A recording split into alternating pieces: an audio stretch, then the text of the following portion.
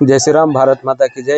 ఈ విషయం అయితే మన ఇంట్లో అక్క చెల్లెలకి అమ్మలకి సంబంధించిన విషయము. వీడియోని అయితే పూర్తిగా చూడండి, ఎందుకంటే ప్రతి ఒక్క గ్రూప్ లో షేర్ చేయండి, ఎందుకంటే ఇది చాలా ఇంపార్టెంట్. ఈ మధ్య కల్లాపి పౌడర్, ఎందుకంటే పాతకాలంలో ఏంటంటే పేడ నీళ్ళు చల్లుతుండే ఇంటి ముంగట, ఎందుకంటే ఎటువంటి వ్యాధి రావద్దు అనేసి. కాబట్టి ఈ మధ్య ఏం చేశారంటే ఆర్టిఫిషియల్ గా దొరికేది ఆ కల్లాపి పౌడర్ తీసుకొచ్చి చల్లుతారు. చాలా ప్రమాదంగా మారుతుంది, ఎందుకంటే అది చల్లడం వల్ల మన ఇంట్లో వాళ్ళకి మనం విషం ఇచ్చి చంపినట్టు అవుతుంది. ఈ కల్లాపి పౌడర్ వల్ల పొద్దుటూరులో 9 మంది చనిపోయారంట. ఈ విషయం న్యూస్ లో కూడా వచ్చింది, ఎందుకంటే కల్లాపి పౌడర్ వల్ల లంగ్స్ దెబ్బతినే అవకాశం ఉంది, లాంగ్ టర్మ్ లో క్యాన్సర్ వచ్చే అవకాశం ఉంది, కిడ్నీ కూడా దెబ్బతినే అవకాశం ఉంది, స్కిన్ ఇన్ఫెక్షన్ వచ్చే ప్రమాదం కూడా ఉంది. కాబట్టి ఈ విషయాన్ని అయితే ప్రతి ఒక్కరు కూడా షేర్ చేయండి. కల్లాపి పౌడర్ ఏ షాప్ లో అయినా అమ్మితే గానీ వాళ్ళకు కూడా చెప్పండి, దీని వల్ల చాలా ప్రమాదాలు ఉన్నాయనేసి చెప్పండి.